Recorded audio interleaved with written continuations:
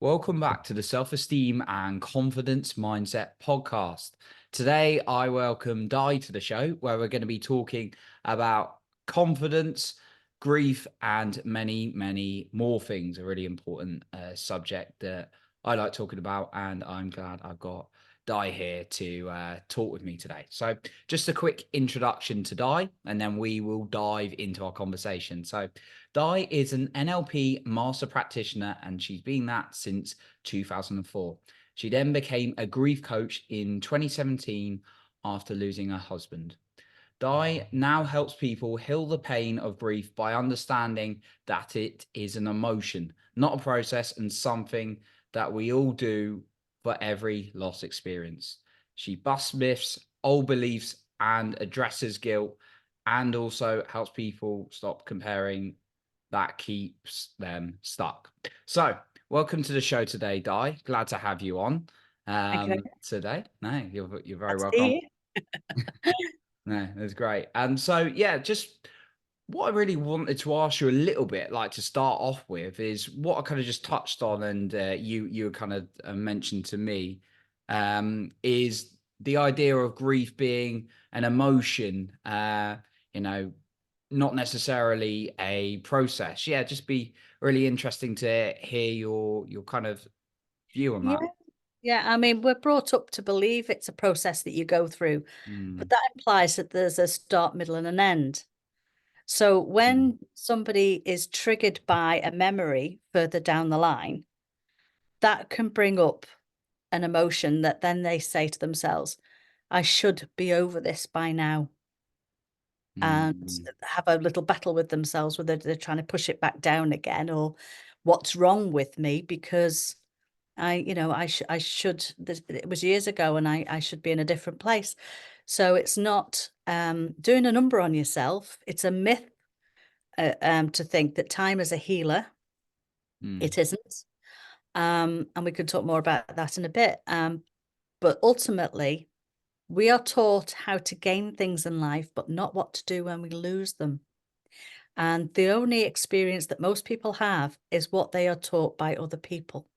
mm, Their parents, if they do talk to them, or from just observing what they do when they've mm, had a grief of, an bereavement of some kind.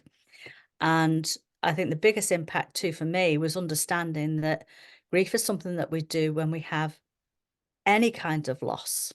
So it's mm, not just about a bereavement. It can be about your health. It mm. can be about your finances. It can be a divorce, relationships falling down, Mhm, moving. As much as you mhm, might be quite happy to move to a new job, a new state, a new country, actually, you're leaving friends and a network of support behind. And sometimes that doesn't hit somebody until they've actually left, mm, because we are a community person. Now, even in your office environment, most people have a good rapport with a lot of people that they work with. And then when they yeah, move, they're leaving that behind.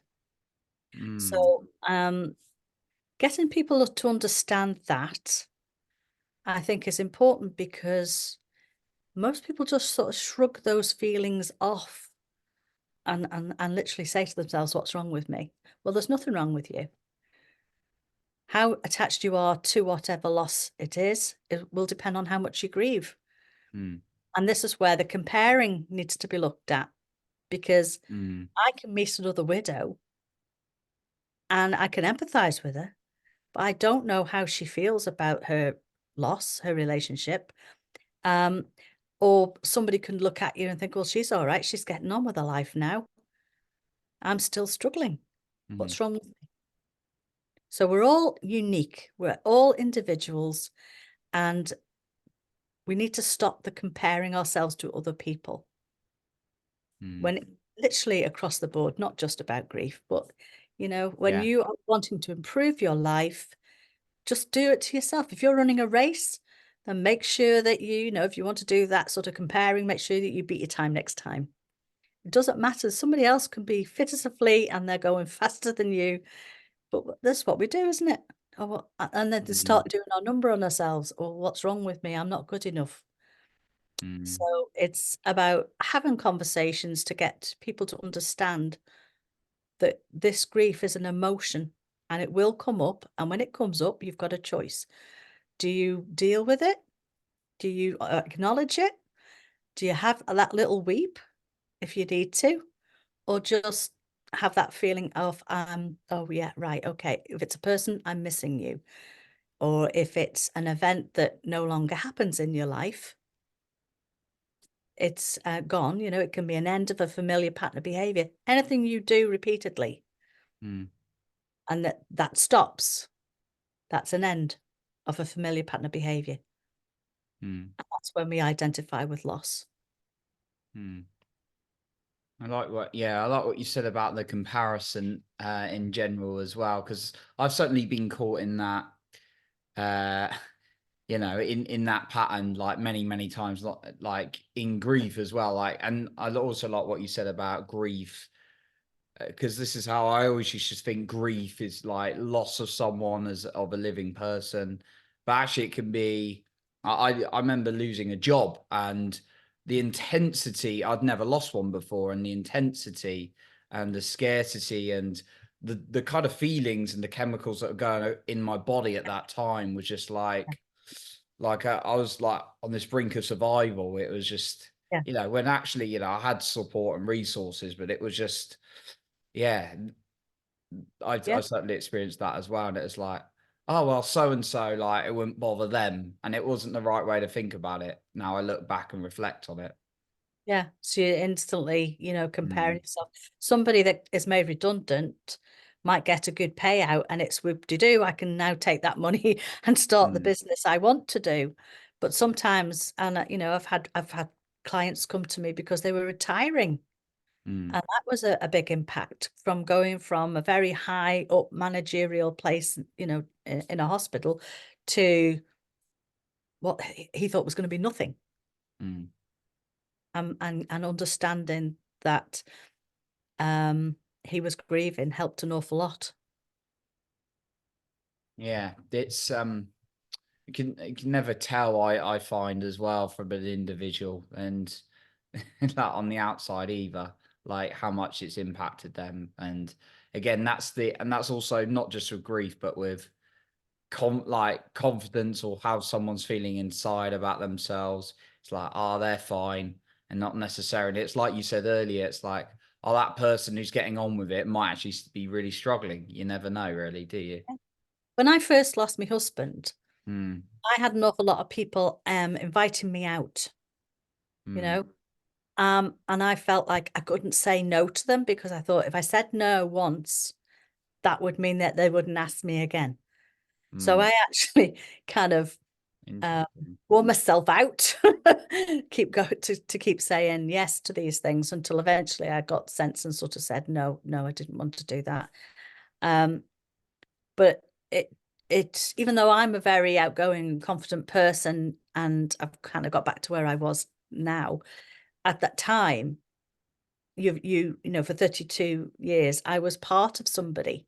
I wasn't on my own. I went from living at home with the folks to being married. And then I found myself in this space because my boys had left home just a few years before that. And all of a sudden it's like, shit, I'm on my own here. And then having those feelings coming up of worrying about going out on my own. I know probably it's, if you're in a city, I know you've shared that before we started, but Mm, I'm on a little tiny island and it's a little tiny community. So it's a mm. bit I silly know. for me to Mm, think that it would be difficult to go out, but that's what I was going through and trying to make me do things so that I could stop isolating myself. mm, Because an awful lot of people are taught to grieve alone. And when they do that, then they stay at home and then it can build and build and build. And then you've got a totally different problem altogether where you've got to try and coax them out of a house or something. So I forced myself to go out and to engage with people. And eventually it got easier, just like everything else, when we push those limiting beliefs that we're mm, starting to build up inside and we can get ourselves out into community. But yes, I can definitely relate to people in that space. That loneliness that kicks in is horrendous. I'd never been lonely. I've always, I mean, fortunately, I had my dog Ruby, but apart from that, the loneliness, I thought, oh, I don't like this one bit. And that's what helped me say, right, okay, I've got to do something about this. So I went out and started to learn how to do swing dancing. So I built up a community about that. And then I thought, do you know something? I can't be the only one on the island like this that feels like this. So then I decided to create a Facebook group for people on the Isle of Man who wanted to actually meet up, just to build up. Do you know, I've got nearly 900 people in that group now, and Oh, it's wow. just started from me having this idea that I cannot be the only person here that feels this way. And yeah, so when people are in that place of fear, it's one of the joys I have to say, well, do you know, I can relate. Again, I don't know how you feel. That nobody knows how you feel, only you do. It's never say that to anybody, especially if they're grieving. It can actually anger people because you're unique, as I've said. So how you feel is down to you and the way you are. Yeah.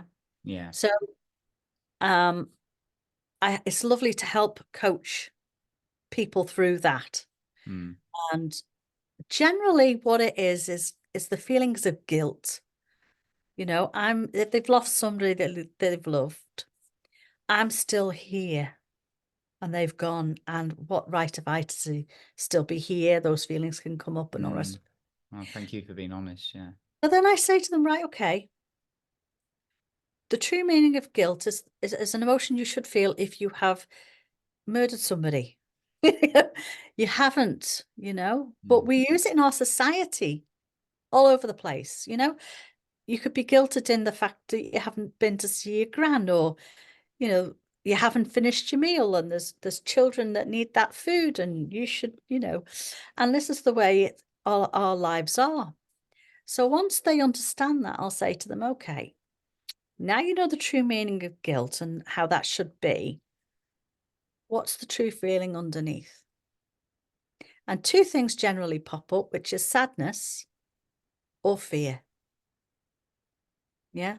So uh, both of those things have brought them down a level so that people can actually then deal with those emotions. There's something else that they can think about, and then that can ease off the feeling stuck, and they can actually feel like they can do something about those things. And I can certainly, you know, relate to the fear aspect because I felt fearful of life without him in it. Mm. Because him and my boys had been my world, and that was it. Yeah. Mm. Everything that even doing what I'm doing now is all because of the people that I've had in my life. And then all of a sudden they're not there. Mm. So there's a fear of, well, what do I do now? Mm. The Yeah. underlying Yeah. fear. So that's what that all came to a head when I did the grief training, because my husband died in 2016, and then 3 months after he died, my little sister got diagnosed with cancer and she died the following year. So I did this training in between those two significant losses, which was great because it helped me with the pain of my loss, to heal the pain, but also to put me in the right place to talk to my niece and my nephew about what was happening to their mum, to make sure that they were supported in the right way. Because an awful lot of people avoid having the conversations with children, perhaps even not let them go to the funeral, because they don't want, you know, they're bad enough to go to when you're older, you know, so they might, like I was actually not allowed to go to my grandfather's funeral for that very reason. And it stops you having that ability to say goodbye to the person that you've loved. Mm. So I'm kind of on a mission now, taking everything that I've been doing since 2017. And as I've mentioned to you before we came on, that I've got a partner in my life now, and he brought two kids with him. So I've asked them to help me create a book, which we've done, to help children understand grief, but I've got an adults book that helps them start the conversations off with the children so that they can Oh, work with wow. them together. So it's a two-pronged approach, really. The adult gets some extra little tips and how to Mm, start the conversations, and the children work through it. And it was marvelous because he came full of anger because there was a divorce there, and he had no words for the feelings that were coming up. mm, And so those sort of things, you could see him deflate, and the pressure that he'd been holding himself with just dissipated as we were going through it. And she was very insecure because she thought if dad got somebody, that would mean that she wouldn't see her dad. mm, And it took me great joy to say to her, thank goodness you've shared this. Thank you. Thank you. I'm with your dad because I know he would leave me before he would ever leave you. And that was important to me as a mum, mm, you know. And since then it's helped her stop feeling that insecurity, even though she's a teenager, so we've got teenage things to deal with then. mm, But ultimately, they've got the tools, they know how to have conversations now with people. We've gone through myths and beliefs, and I've introduced triggers and some NLP modules in it so that they can understand how they take the information in and process it. So that's very important to me, that we start having these conversations with children, mm, and in fact, generally everybody, because you'd be surprised how mm. many adults don't realize that when they've had a loss that they're grieving. Oh, 100%. They Yeah. they just think it's a death thing. Yeah. Yeah. I used to think that and then really opened my eye, you know, I'm really fascinated to learn a lot about grief, and most of us are kind of just, just like responding and reacting to, the best way we know how, and things that are coming up. And the fact that you're out there, trying to educate both the adults and the children is an amazing thing, because yeah, otherwise there's no blame attached to anyone. It's just what we're taught, right? But Yeah. we're only gonna respond from how we know. So love what you're doing. Yeah, and it's not about having a go at parents or No, teachers, absolutely anyone not. else. It's just about exploring it in a way that, giving them the information. The first part of everything that I do is about the educational side of things. So Mm, we look at things we call STIRBs, short-term energy relieving behaviors. Those are the things that we do to comfort ourselves when we or experience a loss. mm. Any kind of loss, right? Yeah. Any Again, kind just of coming loss. back to that. Yeah. Absolutely any kind of loss. So it might be that, somebody might have a particular food or go for the cake or have a glass of wine, or as it was in my case, I used to have a glass at the weekend and that was about it. But when Andrew died, I was having a glass every night. In fact, one or two glasses. And this continued for a little while. And then so I came to realize that that was what I was doing. I was actually drinking it thinking this used to make me feel better, and it wasn't, but I was still giving it a go. And then there was just one night I realized that I was just about to start on my second bottle of wine, and I went, hang on a minute, something just clicked back in the cupboard. I'm not touching it again Mm, unless my friends are with me. So I broke it, but then I learned later on that that was that was a stirb. mm, Um, So that can be from when you're a child and a child breaks a toy. Now, if you leave a child alone, the child will just process that toy and move on to the next. But what happens is a well-meaning parent will come in, or guardian, with a biscuit and say, here, this will make you feel better. So that process has been interrupted. mm. This higher authority has told me that this is going to make me feel better. It makes Mm. me feel different, but not better. And so we carry that through life, looking for that thing that is going to make us feel better, That quick fix. that quick fix, Mm, instead of allowing ourselves that space to say, okay, actually, I'm hurting here. I need to work on this. Um, and so those sort of things can be into our relationships. I mean, if you perhaps know people that have divorced and then soon enough they're with somebody else and getting married again, or some people will actually look for somebody before they've left the relationship they're in. So Mm, it can be all the way through from childhood, from something like that biscuit. mm. I know We're for looking me, yeah. we're looking to replace that loss so we don't feel good. The trouble is, we're just pushing all of this down inside of our Mm, bodies and holding on to it and stressing our system out. And an awful lot of anxiety, depression, and stress can all come from unresolved grief. mm, As one day that lid's just going to come off the box that it's all been pushed into. mm.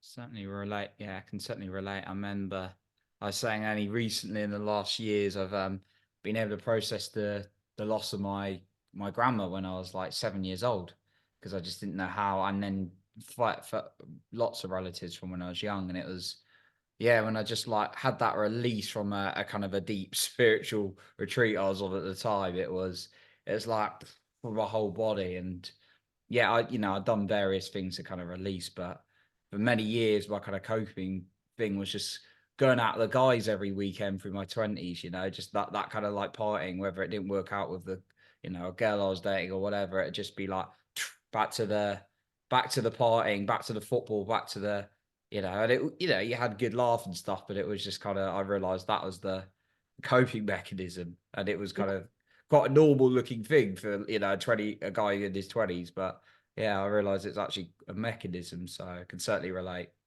Yeah. your example.